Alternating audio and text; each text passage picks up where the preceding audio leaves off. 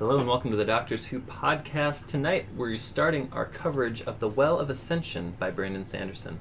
We will be discussing part 1, which is entitled Heir of the Survivor, and encompasses chapters 1 through 11. Hello and welcome to the Doctors Who podcast. My name is Chris. My name is Brian. My name is Chip. Still haven't fixed that. But One of these days. It has been a year since the events of the first Mistborn book concluded. Elend is the king of Luthadel. His father, Straff, has his armies assembled outside of the city waiting to take it back by force. Vin has taken up the mantle of the survivor of Kelsier. And a lot of Kelsier's crew is stuck around to help Elend and Vin with management of the city and the kingdom. So why don't we jump in, hit the high points, what we liked and we didn't like, and we will go from there. all right, cool. So, I can't remember when we read Mistborn, but it's been at least 2 years, if not longer. So I went out and I found just kind of a quick recap of the first Mistborn book. But what I really like that Sanderson did here, not necessarily, I think it was in chapter 2, when we kind of spent some time with Vin, he kind of goes through all the different metal combinations that we learned about in the first book and kind of how these different things work. Honestly, and you how need she a uses it. refresher. And it was great because he did it in the context of the story and kind of laid that groundwork. It's like, oh yeah, pewter does this and tin does that and copper does this. So I really appreciated that. And we're just covering like chapters 1 through 6 in this one, right? Or are we doing the whole thing? Whole shebang. Okay. Whole shebang. Okay. So there's a lot going on here, and it sucked me back in very quickly. So some of my highlights were I liked what they did with Orasur, and after he was basically not mortally, he wasn't dead, but he was very seriously injured after a battle and needed a new body. And Vin bought the Wolfhound. I thought that was just perfect for the whole story. I loved seeing Hammond and Doxson and some of the other members of Kelsier's crew, back in the story, and just the whole setup. It feels like the world's bigger now. So we were really focused just in Luthadel and a couple little outlying areas. Now we've got armies coming in from 2 different fronts, and then how it ends with kind of that part 1 ends with the mystery of there's 2 dead bodies or 2 skeletons that are found, and they think that there's a Khandra that basically is impersonating someone in Elend's inner circle. So there's a lot of cool stuff going on, and it sucked me right back in once I got going. I will say this is a sequel that doesn't read like a slow intro sequel. Like he doesn't spend a lot of time recapping like explicitly, but there's a lot of implicit reading that goes on, like, oh yeah, the Lord Ruler, I remember him from a year ago. Oh yeah, these are the metals that were used. These are the combinations. These were some of the tenets of Kelsier and why a lot of his crew ended up sticking around, because they were going to be here anyway, with or without Kelsier. So it made sense. So it actually played really well. I thought I was sucked, as Chip was, right back into the universe. So I'm a big fan of just the mechanics of how everything works. It's science-y, but also fantasy. It just blends really well. I love the idea. It feels fresh. It feels original. I am really glad that the way that this part ended, the way that it did, because it feels like sometimes the heroes oftentimes have all of the advantages, and it really seems like, there's been another murder.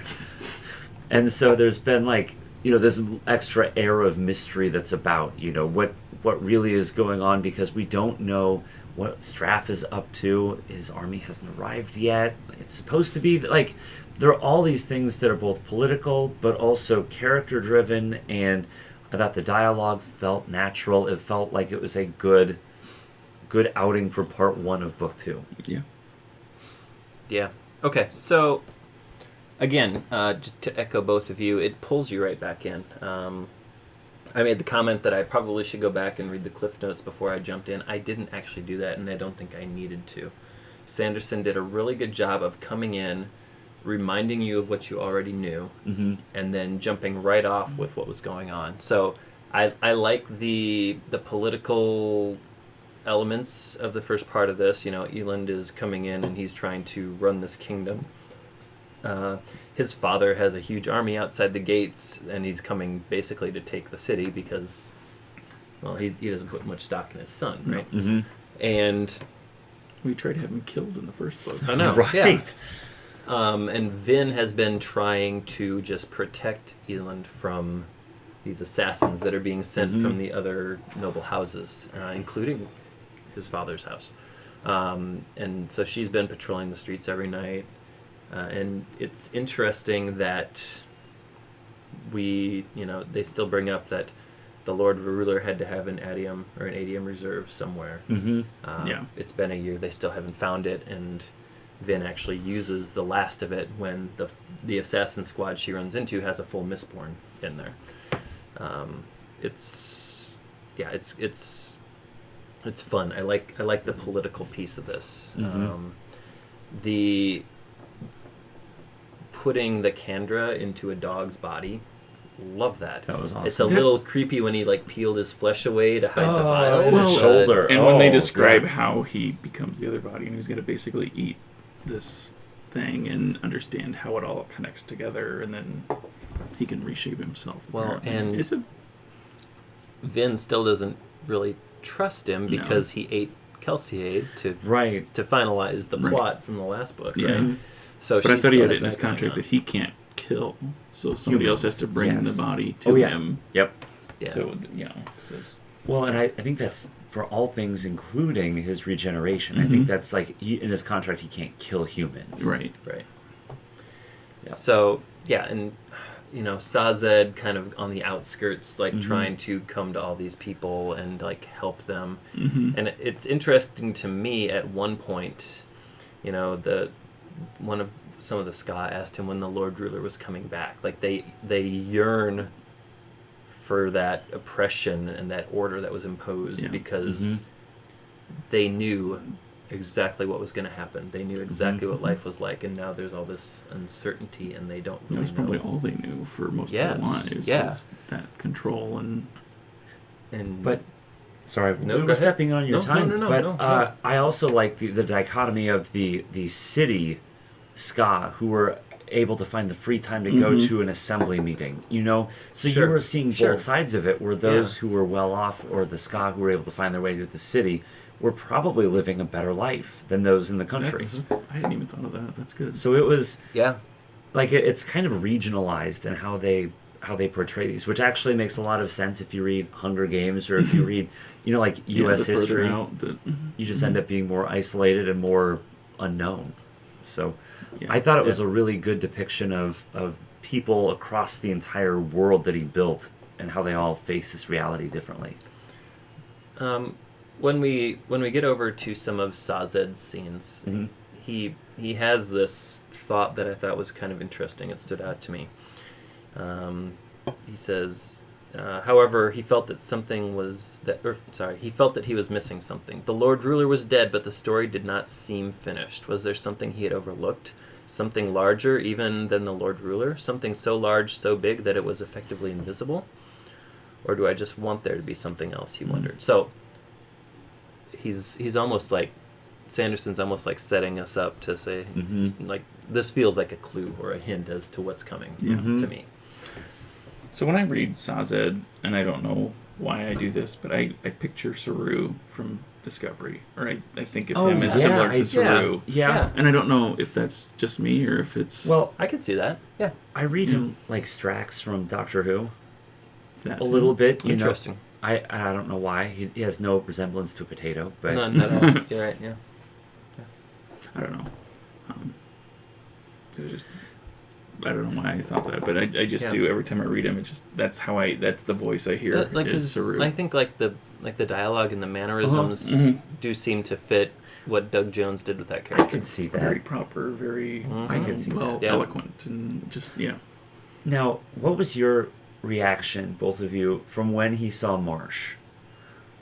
Okay, Marsh makes me nervous. He makes me real nervous. he's not the same. because he's like Sazed makes the the observation that he's changing. He's becoming more like an inquisitor. Mm-hmm. Is he still fully there? Is he still in control? Yeah. Well, and how is the Steel Ministry and the Inquisitors even being used now that the Lord Ruler is gone? Right. Is there anybody controlling them? Or are they kind of off doing their own thing? Elend actually had a conversation about that too, where he's like, they're still around. Yeah. Mm-hmm. It's not like they're hiding in the shadows. They're there and they're in the open. So, yeah. But yeah, between them and the shifty obligators, like I still get a feeling like a lot of the old guard is still lurking in the shadows. That there's something else pulling strings around here that makes me feel uneasy. Well, and that kind of leads me into where it's not a criticism because Kelsier died in the first book, but I miss his presence here. But I don't think he's gone. I think that there's elements of him. Everybody's following his vision, but I also wonder if the Watcher, the figure she keeps seeing in the mists, and Well of Ascension indicates somebody maybe being reborn or recreated as something else. So I don't know if that's who this Watcher in the Mists is or not, but I kind of have a feeling that there's something that's going to tie back to Kelsier somewhere. I don't agree.